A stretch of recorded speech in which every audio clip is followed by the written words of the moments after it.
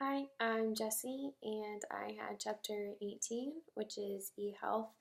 And going into this, I was really excited to do more research on this topic and do this chapter because I kind of have a lot of background in this information and have a lot of family members in this profession. So, something that super excited for me to learn more about.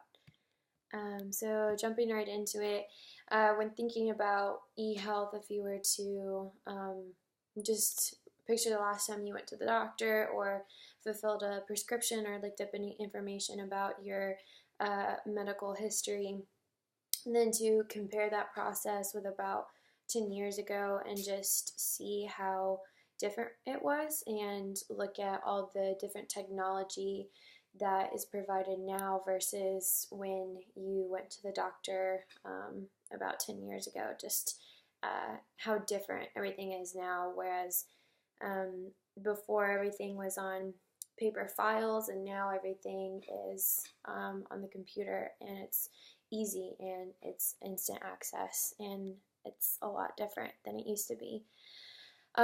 So a couple definitions for this chapter. First, eHealth is the use of electronic information and communication technologies in the field of healthcare, and EHR, which is electronic health records or electronic medical records. And these are electronic versions of patients' medical history maintained by the healthcare provider. So instead of everything in hospitals and all the healthcare information being on paper, it is now technology on the computers and recorded there. eHealth or module health is the use of mobile technology such as cell phones and tablets for health communication and delivery of health information. Health e-games are electronic games used to promote health and wellness, whether that be apps, anything else on the internet like that. And then gamification is the application of different aspects of game playing to encourage engagement with a product or service. And then a little bit of background. So the actual first recorded use of healthcare dates back to ancient Egypt. They found evidence of inscriptions actually in caves of some medical terminology, evidence of surgeries being performed, things like that, and so it dates way, way, way back. But it wasn't actually until the 19th century when healthcare was recorded in telegraphs and books and journals, and that was after the rapid development in the field of medicine, when things were really advancing, and that's when, in the 19th century, things actually started to be recorded. And then since about the 1970s, that's when computers were really introduced in healthcare as a way to keep record of everything, again, instead of those standardized files. And then in 1996, the Healthcare or the Health Insurance Probability or Portability and Accountability Act, otherwise known as HIPAA, was passed, and that was established in order to ensure patient privacy and give more control of information to the consumer. So sometimes you'll hear things like, oh, that's a HIPAA violation. That's what this act is more security and regulation for that. Recent developments in eHealth. So eHealth companies generated about $10 billion in revenue in 2015 alone, and moving on to about 2020, it's expected that they will generate about $31 billion in revenue, which is a lot. And then about 62% of smartphone users have looked up health or medical information on their devices. So it just goes to show how much technology has had an impact in the healthcare system. And about 58% of smartphone users have downloaded a health-related app. So just about a little over half of people have access to health-related apps at all times and are currently using them. Leading into more social media and apps, more than 6.1 billion users are expected to use mobile apps on the smartphones by 2020. Those are just apps in general, but from that number, There are more than 169,000 eHealth apps in the App Store. And the number of health and fitness apps have more than tripled since 2009, meaning there's an ample amount of opportunity for people to get connected and stay healthy, and have a lot of opportunity to get creative in that way, and just showing how many producers there are out there that are generating things for people to use and to stay active and to stay healthy. And from that use of people using apps, the most success comes from consistent engagement from these apps, with the use of gamification, meaning, hey, grab a coworker and clock how many miles you ran this week, see who can run the most, or share your results with a friend, or congratulations, you burned an extra 50 calories compared to last week's workout. That consistent engagement, keeping people using these apps. And along with social media and apps, nearly all hospitals and healthcare providers are able to connect with patients over social media.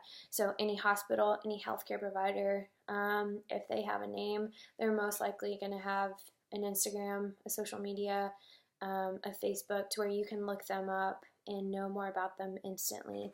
And from that, patients have even been able to look up doctors, healthcare providers, and see reviews that other people have given them, and then make the decision of which doctor and which healthcare provider they will actually go with. Apps such as Yelp, reviews basically on anything, have, given people that access to kind of get more information firsthand about a place before, or about a doctor before even visiting them. So telemedicine is a recently new thing, or a new thing that has been introduced in the healthcare system. Super, super interesting. So the use, what is telemedicine? It's the use of telecommunication and information technologies to connect healthcare to patients, and patients with eHealth data remotely, meaning if I were sick, I could connect with a doctor as easily as I'm making this video right now. Everything is instant. It's over technology. Patients don't necessarily have to go into the doctor to get a diagnosis or to get medicine. They could do it as easily as making a call, or having a one-on-one FaceTime with a doctor to get a diagnosis. It's convenient, and it's a consistent way to transmit medical information, and it's reported that it could help reduce healthcare costs by more than $6 billion a year, which is huge in savings. So it's, the ability to meet with your doctor through your smartphone or tablet or computer, which is instantly convenient. The negatives to it, though, obviously it's a decrease in human interaction. So kind of like online shopping, why go in to the hassle of a store when I can call my doctor and have a conversation with him over the internet just like this, and it's that easy. So there's that decrease in human interaction, but also it is the potential to misdiagnose and for things not to be done correctly. So a doctor could miss things over the computer, if things that they wouldn't normally miss if it were an in-person diagnosis, or if it were an in-person visit. So those are the extreme negatives to it. As mentioned before, Health eGames. Health eGames is a $6.6 billion market, so a huge market. It's classified into 4 different areas.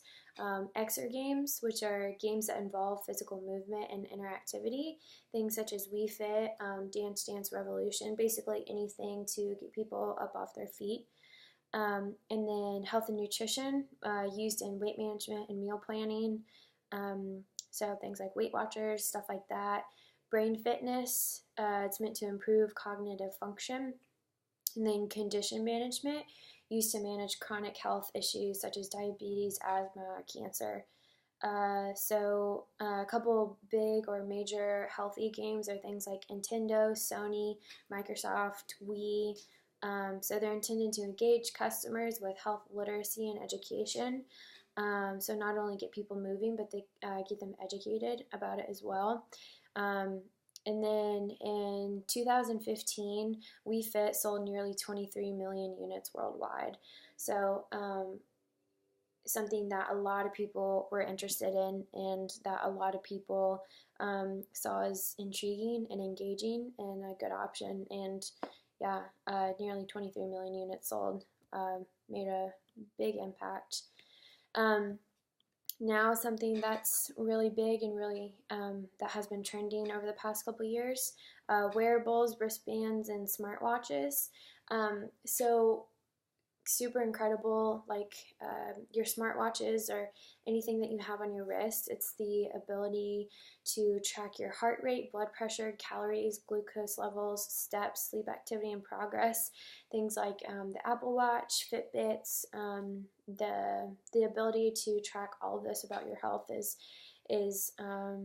really amazing, especially for people who struggle with high blood pressure or diabetes, things like that.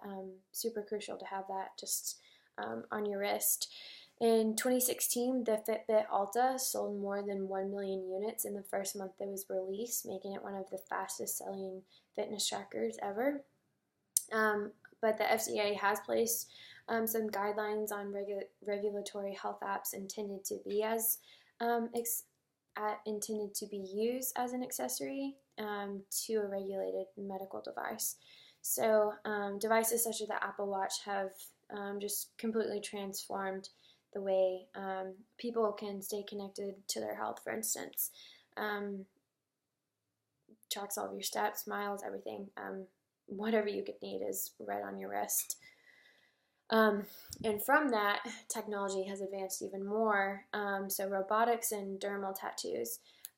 Hospitals and healthcare systems are really starting to use robots just for simple things, really. Cleaning, transportation. It's actually helping lower the risk of transmitting germs and diseases, so that's really been a positive, and it's actually been reported a lot that it helps reduce errors. So common mistakes that people would sometimes make, a regulated robot is helping reduce those errors. And then also something new to me, dermal tattoos. Scientists from the University of Illinois actually developed a chip tattoo that is applied directly on the skin on your wrist, and it uses electronic components for sensing and medical diagnostics. That one's pretty interesting. So the chip is applied as a temporary tattoo, like I said, right here on the wrist, and it is connected to a remote device to collect data. Yeah, that's a very interesting form of technology. In developing countries, I think, it's reported that developing countries have actually benefited the most from eHealth communication technologies for lots of various different reasons. But as eHealth technologies expand, so will the access to healthcare in more remote areas of the world. So in areas where it's a lot harder to receive healthcare or access to a doctor or anything like that, because of the way that technology has advanced, it's made it a lot easier for people to get connected with the proper healthcare that they need. So telemedicine is most used in areas of the world where doctors are not easily accessible. And then a global study showed that about 44% of patients, so almost half of the patients reported in this study, have seen medical professionals or received medical care over a technological device, which is crazy to think about. About 1 in 2 people have reported because of their smartphones. So the current status of the healthcare system, the U.S. healthcare system is the most expensive in the world, with average per capita cost at a little over $9,000. And in 2021, it is expected for U.S. healthcare spending to reach about $4.8 trillion. which is a lot. So one of the main or the top priorities as reported is that patient information and security always remains as the top priority for government agencies, healthcare, and technology sectors. So going back to the HIPAA Act that was passed, that remaining as one of the top priorities along with, patient safety. And along with the growth in technology in the healthcare system, because of that, there are ample amount of opportunities for jobs and great careers, just because of the sheer fact that this industry is just booming. So are the opportunities in it as well, which is encouraging. So to finish up this presentation with an interactive question, wanted to go back to the concept of telemedicine and what that entails. Do you see it as more helpful or hurtful that doctors are able to meet with their patients over the phone or Skype or just over the internet and be able to diagnose them and prescribe medicine that way without someone actually being able to go and visit a doctor physically? Why or why not? So thank you, and love to hear your thoughts.